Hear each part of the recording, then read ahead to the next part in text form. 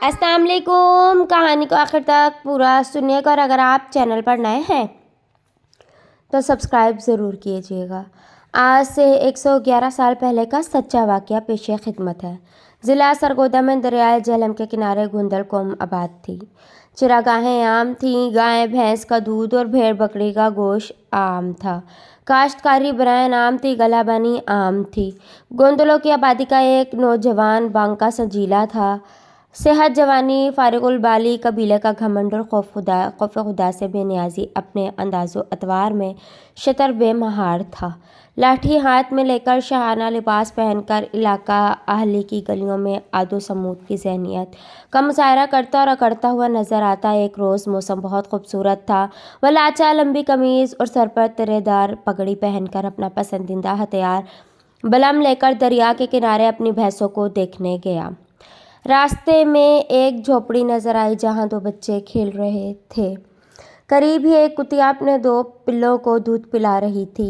नौजवान गोंदल नज़दीक आया तो यह घुर्राने लगी। नौजवान का पारा चढ़ गया। उस पर कोई इंसान टेढ़ी आंख व डालने की जुर्रत नहीं रख करता था। चुनाचा एक कुतिया यह हरकत करे। नौजवान आगे बढ़ा, कुतिया फिर गुर्राई। उसने अगले लम्हे बलम की अनी से कुतिया का काम तमाम कर दिया। वो चीखें चलाई, तड़पी और ठंडी हो गई। बेगुनाह कुतिया मर गई। उसकी चीखों पुकार ने अर्श इलाही हिलाकर रख दिया। चंद दिन बाद उस गोंदल का अपने चचे साथ भाई से झगड़ा हुआ। दूसरे ही रोज़ किसी और के हाथों उसका चचा साथ कत्ल हो गया। कातिलों ने लाश दरिया बर्द कर दी। अगली सुबह लाश वहाँ किनारे आ लगी जहाँ उस नौजवान की भैंसें बैठी जुगाली कर रही थीं। मकतूल के बाप ने मज़कूरा नौजवान को ही कातिल करार दिया था। थाने में FIR दर्ज करा दी गई और उसे पकड़कर गुजरात जेल भेज दिया गया। सेशन जज मियां वाली ने केस की समाअत की और उसे मौत की सज़ा सुनाई। अपीलों का सिलसिला 1.5 साल तक चलता रहा। सब मुस्तरद हो गई। सिर्फ वायसराय की रहम के अपील का फैसला बाकी था। मुलजिम को यकीन था कि उसे फांसी नहीं हो सकती क्योंकि वह बेगुनाह है। नीस्टवाना बरादरी से उनके गहरे मरासम थे। उसे उनकी सिफारिश पर भरपूर यकीन था। कातिल और लोग थे जिनकी लड़की के साथ मकतूल के नाजायज़ ताल्लुकात थे।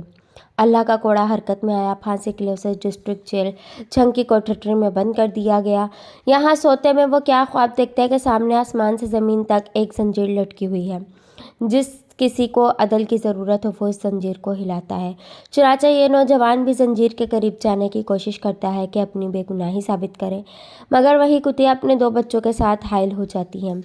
इसी तरह गुर्राती है और करीब नहीं जाने देती। अब उसकी आंखें खुलती हैं कि वाकई मैंने बिला वजह एक कुतिया के पेट में बलम चिभो कर उसे मारा था। उसका बदला मुझसे लिया जा रहा है।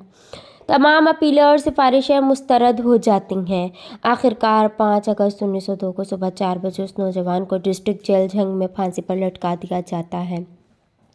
उसकी लाश खिलाफ मामूल काफ़ी देर तक तड़पती रही और ये पैगाम देती रही कि अल्लाह रब्बुल इज़्ज़त को अपनी मखलूक कितनी प्यारी है और यह तकदीर कोई अंधी, गूंगी या बहरी चीज़ का नाम नहीं। ये इंसान के अच्छे बुरे अमाल के तनाजुर में हरकत करती ही रहती है। जब मेरे ताया फौत हुए तो उनके हाथों में 10 रुपये का नोट था। मेरे ताया की हालत बच्चे जैसी हो गई थी। रोज़ाना बहू से कभी 5 रुपये और कभी 10 का नोट मांगते थे और वो देती थी। तमाम लोगों ने उनकी इस हालत को बुढ़ापा और मासूमियत करार दिया। मुझे समझ नहीं आती थी कि आखिरी वक्त भी वो बस 10 रुपये दे दो, 10 रुपये दे दो 85 कह रहे थे। जब दम निकला तो नहलाते वक्त भी मुट्ठी में 10 रुपये थे। मैंने अपनी वालदा से पूछा तो वह बताने लगी कि रेलवे वर्कशॉप में मिस्त्री थे। घर वालों को तंग करके कुछ रुपये जमा कर लिए थे और रेलवे मज़दूरों को सूद पर देने लगे। मेरी वालदा कहती हैं ये बातें खुद उन्होंने अपने मुंह से बताई थीं और उस वक्त उनकी ज़बान में बहुत फ़क्र था। उसके इस कारोबार से क्या हुआ? वो ये हुआ कि घर बनाया। देखने वाले कहते थे कि घर नहीं, शीश महल है। मगर शिफ्ट होने से पहले बेगम यानी मेरी ताई का इंतकाल हो गया। शिफ्ट ना हो सके। एक लड़की पागल हो गई। वो भी ताया जी ने गिलास फेंक कर मारा। दिमाग में लगा। गिलास भी पीतल का था। खुदा जाने मारने का क्या प्रेशर था, वो दिमागी तौर पर पागल हो गई। एक लड़की बेऔलाद रही, एक लड़की शादी ना कर सकी या ना हो सकी क्योंकि वो पागल बहन को संभाल रही थी। बड़ा लड़का जो 5 बच्चों का बाप था शराबी बन गया और जिगर के कैंसर से मर गया। ताया का खात्मा ईमान की बजाय 10 रुपये पर हुआ। 10 रुपये हाथ में पकड़े तब दम निकला। रावलपिंडी में एक अमीर ख़ानदान था, उनका बेकरी का कारोबार था। उसने बड़ा बोल बोला। उसने अपने एक दोस्त से जो दूध दही का काम करता था उससे कहा, तुम्हारे पास कितनी दौलत है? उसने कहा, ये जो दूध का कड़ाया है इसके नीचे नोटों को जलाकर दूध का खोया बना सकता हूँ।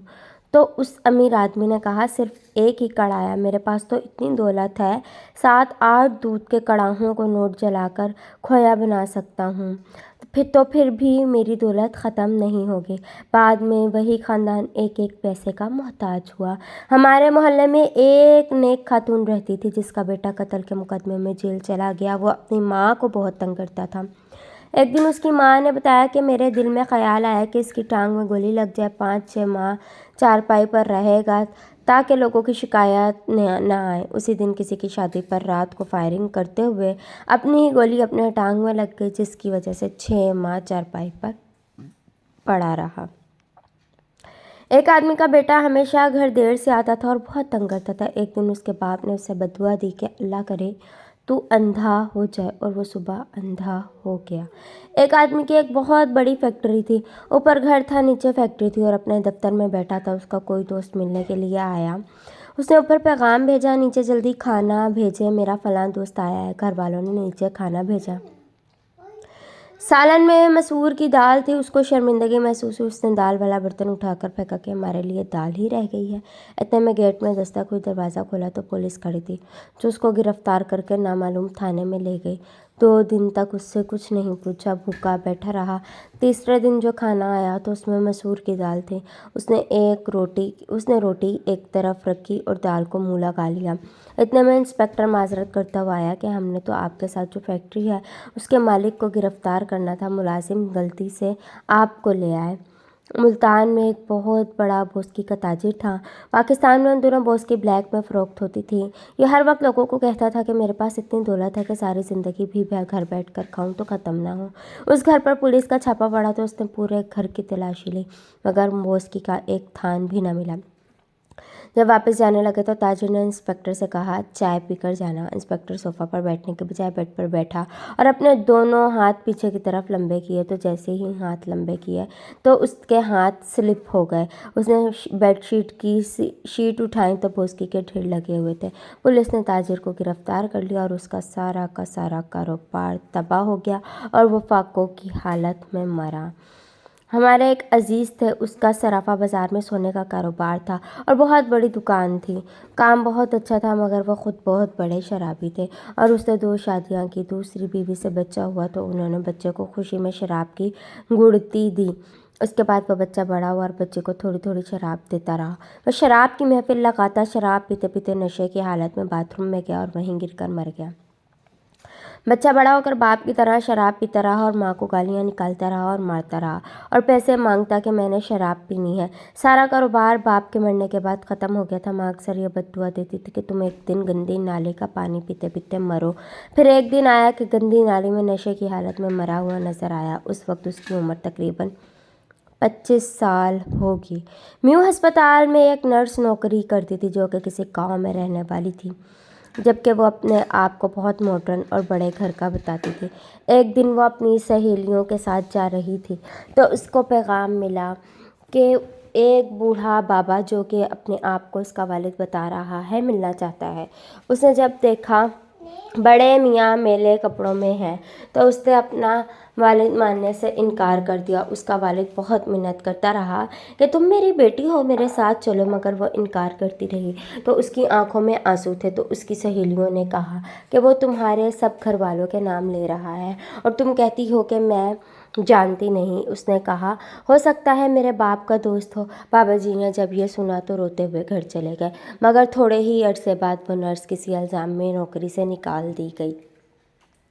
میرا لاہور مال روڈ پر دفتر تھا جو میں نے 2004 میں بہت شوق سے اور بہت محنت سے بنایا تھا۔ میرے پاس 6 ملازمین کام کرتے تھے۔ میرا کاروبار بہت عروج پر تھا۔ میرے آفس میں بینک والے آتے تھے کہ آپ کی بینک اسٹیٹمنٹ بہت اچھی ہے، روزانہ ہزاروں روپے کا لین دین ہوتا ہے، آپ بینک سے کار لیز کروا لیں، آپ کو پتہ بھی نہیں چلے گا اور آپ گاڑی کے مالک بھی بن جائیں گے۔ میں نے گھر والوں سے مشورہ کیا، سب نے کہا کہ رہنے دو۔ میرا دوست جو میرا کلاس فیلو اور رشتہ دار بھی تھا، اس کی نئی نوکری لگی تھی بینک میں، وہ روزانہ شام کو فارغ ہو کر میرے پاس آ جاتا تھا اور بینک کی مختلف اسٹیٹمنٹیں بتاتا رہتا تھا، پھر گاڑی کے بارے میں بھی کہ آپ بینک سے لے لو، بس اس کاغذ پر سائن کرو اور پیسے جمع کرواؤ اور چند ماہ میں گاڑی آپ کی۔ میں نے ایک دن سائن کر دیا اور وہ چند روز بعد آیا اور کہا کہ پیسے جمع کرا دو، گاڑی مل جائے گی۔ میں نے انکار کر دیا کیونکہ دل نہیں مانتا تھا کیونکہ سود تو لعنت ہے۔ میرا ایک اور دوست ساتھ بیٹھا تھا، وہ کہنے لگا کہ میں فیملی والا ہوں اور آج کل میرا گاڑی کے بغیر گزارا نہیں، مجھے دے دو، میں بینک سے 6 ماہ کے اندر سارے پیسے دے کر گاڑی لے لوں گا اور تو بھی سود سے بچ جائے گا۔ میں نے اپنی جان بچانے کے لیے اسے گاڑی لے دی۔ بس اس دن سے میرے کاروبار پر زوال شروع ہو گیا اور دن بدن کام کم ہوتا گیا اور ایک دن مجھے دفتر چھوڑنا پڑا اور میں بے روزگار ہو گیا۔ پھر میرے دل میں ایک دن آیا کہ آج مجھے کاروبار کرتے ہوئے 7 سال ہو گئے، آج تک ایسا نہیں ہوا کہ میں اپنے خرچے سے بھی تنگ ہوں۔ پھر میرے دل میں خیال آیا جو میں بھول چکا تھا کہ وہ لعنت سودی گاڑی ہے جس نے میرا کاروبار تباہ کیا ہے۔ میں نے اپنے دوست کی منت کی کہ تو بینک کو سارے پیسے ادا کر اور مجھے اور خود کو اس گناہ سے چھٹکارا دلوا، اور پھر اللہ سے توبہ کی اور دعا کرتا رہا اور ایک دن بینک کو سارے پیسے دے کر سود سے نکل گئے اور پھر چند ماہ میں میرا وہی کاروبار پھر سے آباد ہو گیا۔ اللہ نے مجھ گندے انسان کو پھر سے نواز دیا، ورنہ میں تو بہت بڑا ظلم اپنے اور اپنے دوست کے ساتھ کر چکا تھا۔ اللہ نے اس سے نکال کر پھر سے صاف ستھرا کاروبار عطا فرما دیا۔ ختم شد۔ اللہ حافظ۔